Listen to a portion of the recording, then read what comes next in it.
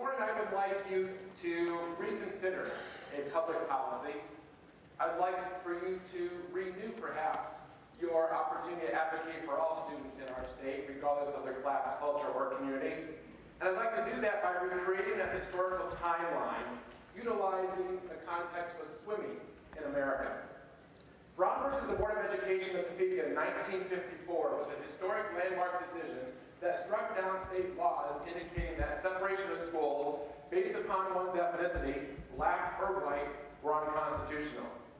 This landmark case paved the way for the civil rights movement in our country. It was a landmark case that inspired courage and hope for many individuals. You see, the individuals who were the plaintiffs in this case were ordinary citizens much like you and myself. They were teachers, they were farmers, they were construction workers, ministers, and students. And all they wanted was equal rights, the opportunity to attend schools with their peers. I'd like to share with you a metaphor today of swimming.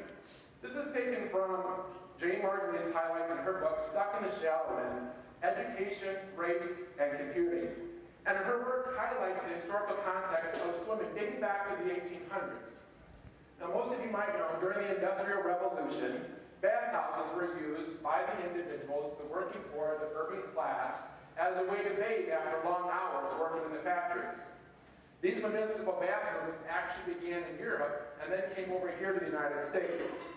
These bathhouses were actually known as the first swimming pools. And every day, blacks and whites would come together and bathe in these pools and swim to clean themselves, alternating every other day, of course, based upon gender. But then something happened. No longer was this peaceful coexistence working. In Contested Waters, written by Jeff Wilkes, he describes this shift in what happened. He describes it from 19th century public baths to today's private backyard havens. Swimming pools have long been a provocative symbol of American life. Over the years, pools have served as asylums for the urban poor, leisure resorts for the masses, and private clubs for middle-class suburbanites. Swimming pools, in fact, across our history have reflected tensions and transformations that have given rise to modern America. This change in the use of bathhouses came in part because in the early 1920s, the bathhouses for the working poor were converted to leisure resorts.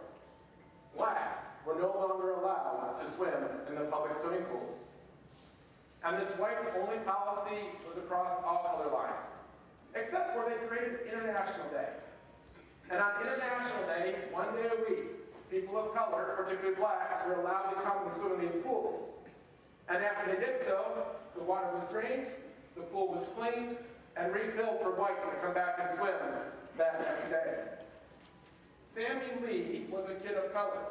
And on one of these international days, he was in the pool swimming, diving, one dive after another. And a coach saw him and recognized him and said, "Wow, this kid has some amazing talent. I want to voluntarily coach him." The problem was, he couldn't coach him, only on International Day. So his coach went home, dug a pit in his backyard, and filled it with sand. And Sammy began practicing diving by diving off the diving board into this pit of sand. Sammy, a Korean, was the first Asian American to win U.S. Olympic gold for our team. And he was the first man to go back-to-back in platform diving, winning U.S. gold. In the mid-1950s, following this, municipal pools were finally desegregated at the same time at Brown versus Board of Education. But you can imagine the outrage from this. We don't want these blacks or these people of color swimming in our pools. Racial tensions were growing now even more so in our pools than actually in our schools. In fact, in Stonewall, in Mississippi, rather than integrate their pool, the residents filled it in with dirt and buried it. After winning the city baseball championship in 1951, a Little League baseball team in Youngstown, Ohio, decided to celebrate. And they went to the municipal pool to have a pool party. Sounds like a pretty innocent thing. Unfortunately, Awry was kept outside the pool area. He was required to sit on the grass and not allowed to participate while his teammates and his coaches and parents were allowed to swim. Finally, some of his team members said, "Where's Al?" And they began to protest. And finally, after protesting, the lifeguard allowed Al to come in. Only after all of the other teammates got out, he placed him in a raft and pulled him across the top of the water, prohibiting him from allowing his hands or feet to touch the water. In this great city of Grand Rapids, Michigan, I watch from Holland virtually just about every summer. There's not enough money to open the municipal pools here in the city for our students of color and our low socioeconomic students to swim. And it's not until much discussion and much debate that private dollars come in to actually open the pools, while their white counterparts enjoy swimming in elite swimming pools here in the community. I wonder if this same thing is happening in our schools today. Now more than ever, every superintendent across this state and in this room has to begin to advocate more so for our kids, regardless of class, culture, or community, and look at the impact school choices have in our schools, and actually result in a greater segregation of our schools, more so than ever before, perhaps even back to 1954. The challenges that we face today about school policy are not about bad kids. They're not about bad parents. In my opinion, it's about a bad policy, a social experiment that has gone awry, that no one ever really considered to take a hard, fast look at. I've unfortunately had the opportunity to witness this firsthand back in Holland, Michigan. A once suburban resort school district 10 years ago is now an urban school district. 40% of our students have left. Our white population has plummeted by 60%. Over 2,000 white students have left the district. The collective minority became the majority in 2008. In 8 years, our poverty has gone from 30% to over 80% in the majority of our buildings, as the white students, or often called white flight, have left the district to go to traditional public schools or even charter schools that are much less diverse. According to Bridge Magazine, last year in 2016, from Holland to Metro Detroit, from Flint to Jackson, tens of thousands of families are exercising this option under school choice to perhaps leave the districts that don't any longer look like what they wanted it to do. And seemingly, we're becoming more segregated. School of choice transfers now show that approximately 70% of choice students move to a less district. The number of districts statewide here in Michigan, where less than half the students are white, has almost doubled in the last decade. Schools are seemingly becoming more of a districts of haves versus have-nots. I recognize in this room many superintendents have budgets that are based upon school choice and this influx of students coming in. And your budgets are balanced based upon that, and your programs are flourishing because of that. But I also want to point out that many districts in this state are suffering under school choice. We cannot let opportunities and transparency and accountability under the school reform initiative currently happening today to penalize, punish, or close the very schools that are serving the at-risk students that are being left behind, that are being left in these swimming pools.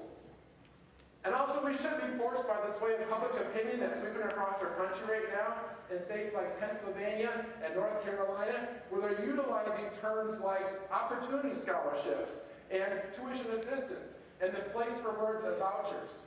It's actually swaying public opinion in states like those where they're actually now in support of vouchers to be able to take away the very dollars that we need to be able to fund our schools.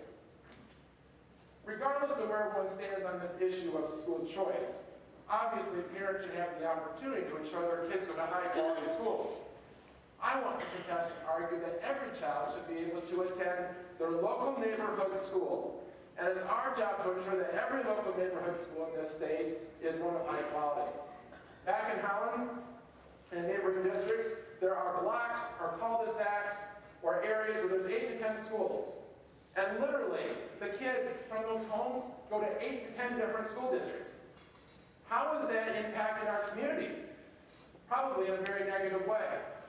Parents aren't volunteering to go to the same local school. They're not attending the same musicals. They're not going to the same ball games. They're not carpooling together. May I dare say the kids aren't even playing out in the streets at night together. This is impacting the social fabric of our community and relationships, and things that are so vitally important in our schools. Fortunately, USA Swimming has recognized this. Look at your own swimming team if you have one. What's the demographic makeup? Look at our state teams. Look at University of Michigan. Look at our USA Swim team. Who do you see represented? So USA Swimming has made it a point of theirs to try to intentionally integrate and bring swimming to underprivileged students. But they're facing the very same biases that urban school superintendents like I face. Blacks can't swim. Through the history of time, they haven't been given the opportunities. Blacks are genetically inferior. They're not buoyant, they're going to sink. What do we hear? Students of color can't learn. They're inferior. They lack intelligence. They perform less than their white counterparts. There's a whole number of reasons as to why that is, and we combat that every day. So we need to simply think about what it is we're doing. And sometimes I feel like Sammy, diving into that sand pit each and every day. But for my kids, it's worth it. The history of the development of private swimming clubs and pools in our country sheds light, in fact, on what could be and may be happening in our public schools today. Indeed, every parent and every child should have the right to attend a quality public school district. But let's make it our focus to lean in further, to lean in harder, to lead, innovate, and learn, as is the motto of our conference, to ensure that all kids have that equal access, so that no one needs to move to another district. The social dilemma that we face today rests at the hands and feet of everybody in this room, and every other school leader who's not here. And we must take action on this. We need to make sure that every child has the opportunity to learn how to swim and not be left in the waters that drown them from their future success. Thank you.